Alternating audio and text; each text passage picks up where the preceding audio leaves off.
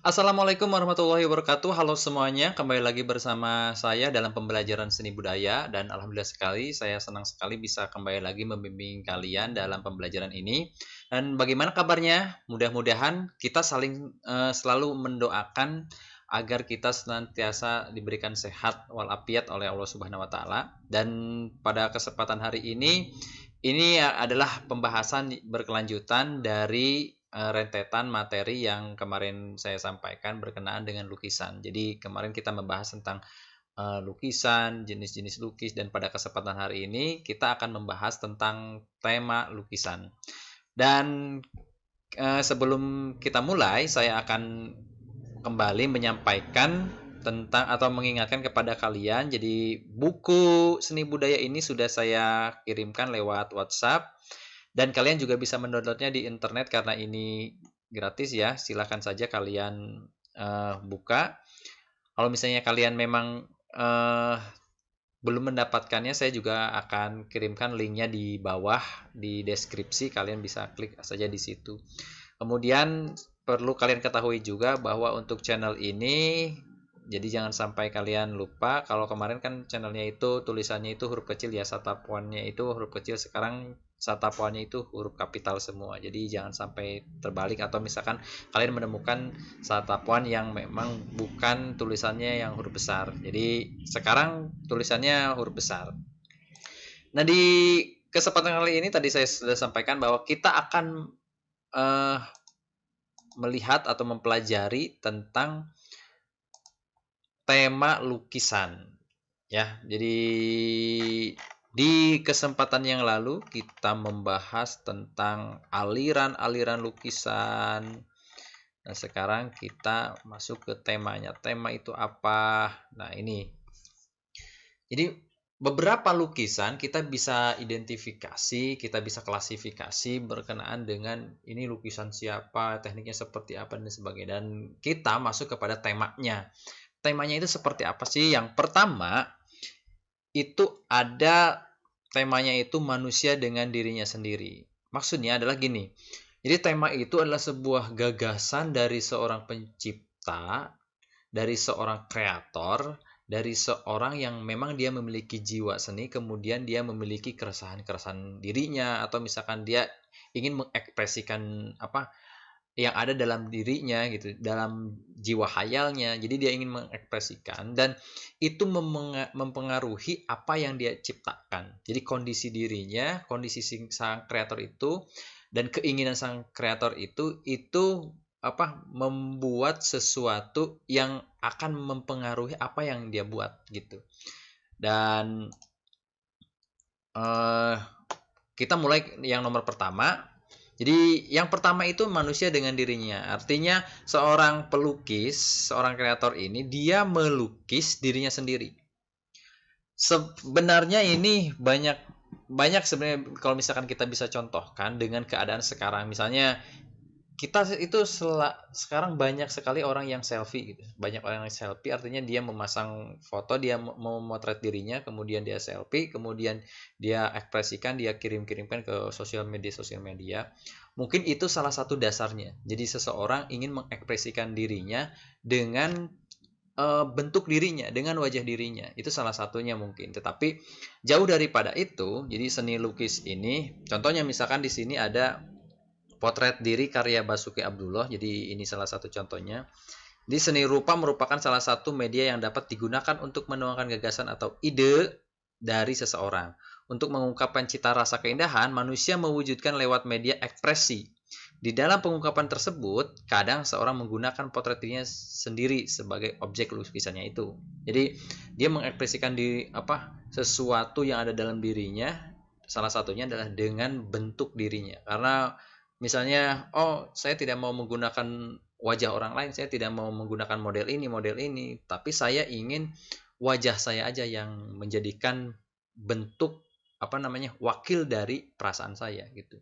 Contoh misalkan saya lagi sedih, saya membuat lukisan dengan wajah saya yang sedih, membuat lukisan wajah saya yang menangis, membuat lukisan saya lagi tertawa. Itu salah satu tema tentang manusia dengan dirinya. Jadi kalau misalkan kalian ingin melukis, kemudian kalian melukisnya adalah melukis wajah kalian atau badan kalian itu bentuk dari manusia dengan dirinya sendiri gitu. Kemudian yang kedua, manusia dengan manusia lain. Jadi ini contoh ada lukisan dari Avandi, dia melukis, kalau nggak salah ini ibunya Avandi. Jadi seseorang melukis seseorang.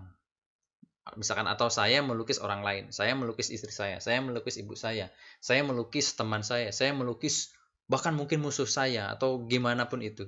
Artinya kita melukis seseorang yang bukan kita. Jadi artinya kita adalah makhluk sosial. Sebenarnya itu kita dipengaruhi dari kita itu makhluk sosial. Kita melihat seseorang, kita berinteraksi dengan seseorang, kita memiliki informasi itu, kemudian datanya masuk ke dalam diri kita, dan kita seolah-olah ingin berekspresi, ingin mengungkapkan sesuatu tersebut dalam bentuk lukisan, dan lukisannya adalah bentuk orang lain atau wajah orang lain. Itu salah satunya. Jadi yang kedua ini, tema yang kedua ini adalah manusia dengan manusia lain. Misalnya boleh anak-anak, boleh orang lain. Yang jelas tetap lukisannya adalah manusia, tetapi manusianya manusia orang lain. Itu yang kedua.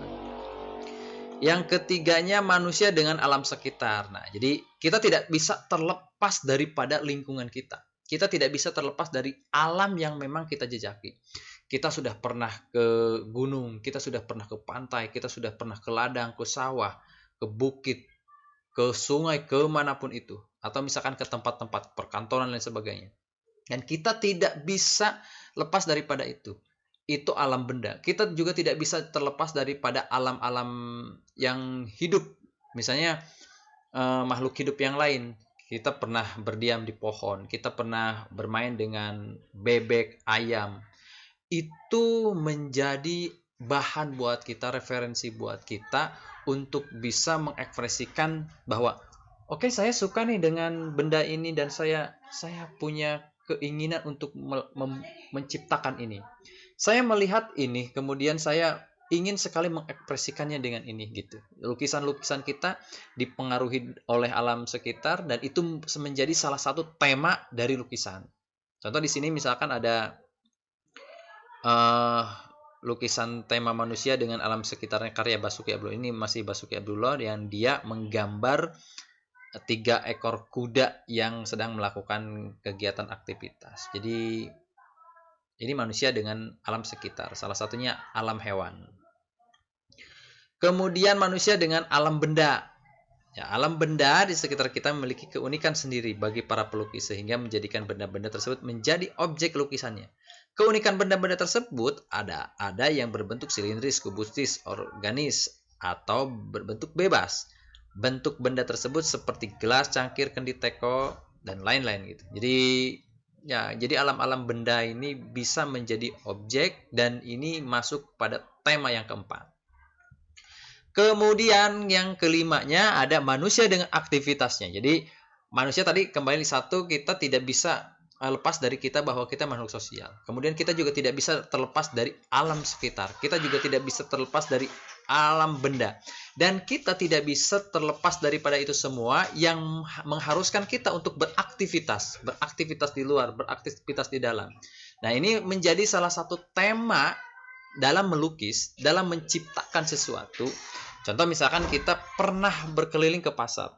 Itu menjadi sebuah informasi atau data kita ketika misalnya kita punya rasa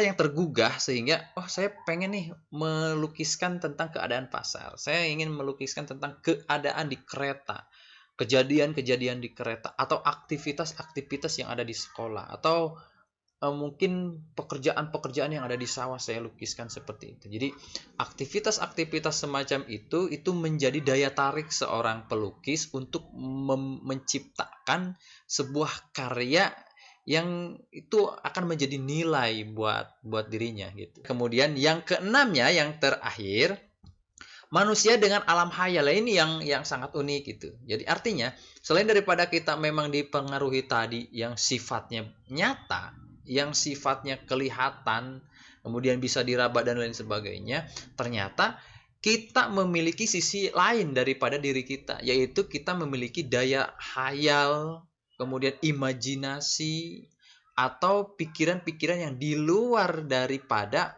apa yang ada di sekitaran alam ini gitu. Antaranya adalah ini alam hayal ini. Di alam hayal, contoh lagi misalkan kemarin kita sampaikan alam mimpi dari apa namanya jenis-jenis lukisan itu ya, alam mimpi, ya, alam hayal, imajinasi, ini salah satunya. Alam hayal ini sering melintas dalam pikiran kita, baik secara sadar maupun tidak sadar saat tidur. Tadi mimpi salah satunya kalau tidur. Khayalan yang muncul di benak merupakan kadang diwujudkan dalam suatu karya seni. Hasil karya seni rupa seperti ini sering disebut dengan karya seni surrealisme. Kemarin ya. Jadi bentuk-bentuk yang kita lukiskan yang sifatnya itu abstrak. Artinya kemarin saya ini kan ada kuda yang kepalanya manusia, ada jam yang meleleh, ada yang ini. Itu adalah bentuk-bentuk hayalan kita, bentuk-bentuk sesuatu yang sangat abstrak, imajinatif, dan itu sah-sah saja. Dalam melukis itu sah-sah saja. Jadi ada 6 tema yang pada kesempatan hari ini kita bahas. Mungkin itu saja yang bisa saya sampaikan. Kalau misalnya kalian ada sesuatu hal yang tidak dipahami atau istilah-istilah sulit untuk kalian pahami, silahkan kalian bisa bertanya langsung di kolom komentar atau kalian bisa WhatsApp ke saya langsung. Dan banyak sekali kekurangan yang saya sampaikan pada kesempatan hari ini, perkataan atau hal-hal atau ujaran-ujaran yang mungkin itu membingungkan kalian. Mohon dimaafkan. Sekali lagi, saya senang kembali bisa membimbing kalian. Tetap semangat belajar walaupun belajarnya masih jarak jauh. Sekian, assalamualaikum warahmatullahi wabarakatuh.